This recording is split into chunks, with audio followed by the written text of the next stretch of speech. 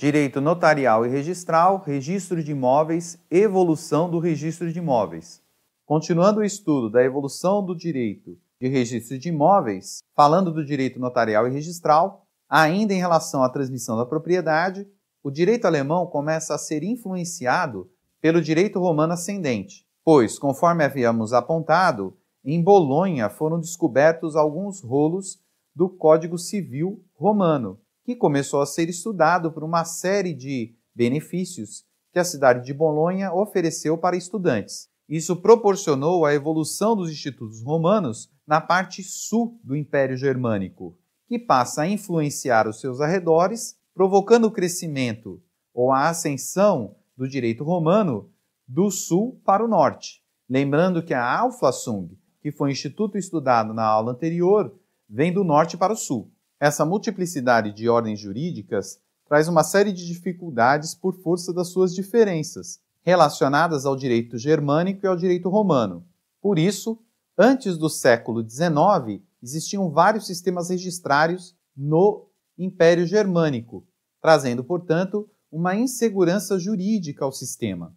As principais diferenças nós podemos relacionar da seguinte forma. No caso do direito romano, em relação aos bens, temos a Reimansip e a Reinecmansip. Já em relação ao direito germânico, os bens eram divididos em móveis e imóveis. Lembrando que a Reimansip e a Reinecmansip, conforme estudado nas primeiras aulas, não era a divisão explícita de móveis e imóveis, conforme vimos. Era mais relacionada à questão do tipo de bem.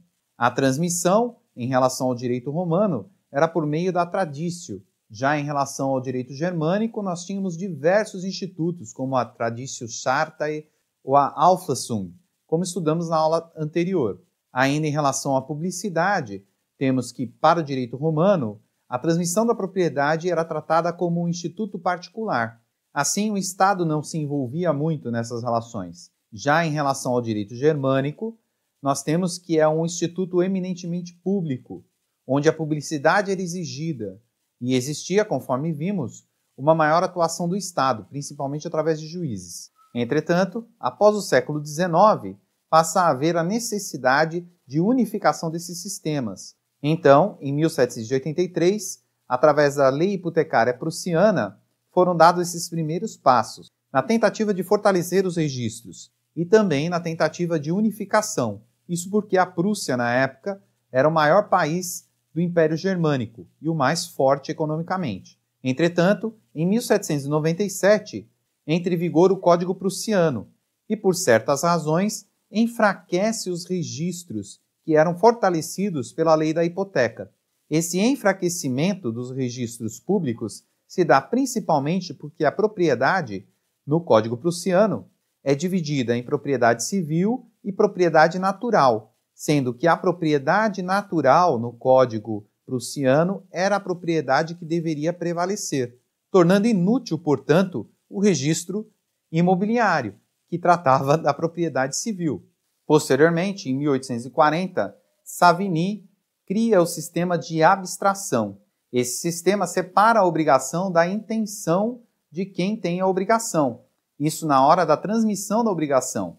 O sistema de abstração criado por Savigny é a base do princípio da abstração, que é estudado nas aulas de títulos de créditos. Assim nós teremos que a obrigação e a intenção são distintas e que a transmissão é apenas influenciada pela intenção na primeira transmissão, que é quando o receptor, ou aquele que recebe a obrigação, ou o título de crédito, conhece a intenção de quem fez a obrigação. Isso faz com que o registro imobiliário não exija o contrato, apenas um registro propriamente dito, trazendo mais força para o sistema registral. Através desse diagrama, é possível perceber que o sistema da abstração utiliza a boa-fé do terceiro de boa-fé.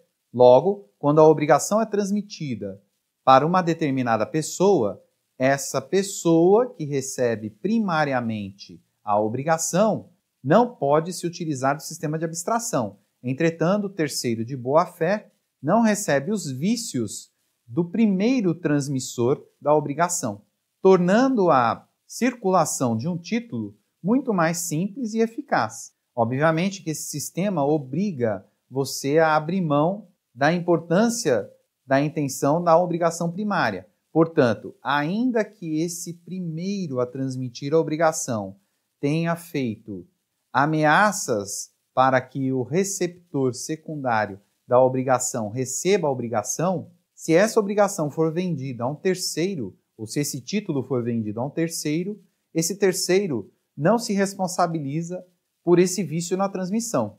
Isso acontece nos títulos de crédito e também acontece no sistema registral alemão. Dessa forma, podemos apontar os fundamentos do sistema alemão de registro que se dá a partir do século XIX, quando todos esses institutos são consolidados, tendo, portanto, base real, ou seja, é um sistema baseado no fólio real. Cada imóvel representa, respectivamente, uma ficha dentro do registro. Ele é um sistema baseado na legalidade, portanto, exige uma qualificação jurídica por parte do registrador. Ele utiliza o princípio da abstração. Dessa forma, o registro fica desvinculado do negócio jurídico causal. O registro por si só tem legitimação, atende ao princípio da legitimação, o que traz uma presunção de validade ao que está registrado nos livros cartorários, e ele atende ao princípio da fé pública registral, que presume como verdadeiro aquilo que está registrado no registro. Assim, após as transformações ocorridas na Alemanha, após o século XIX, esses passam a ser os fundamentos do sistema alemão de registro imobiliário.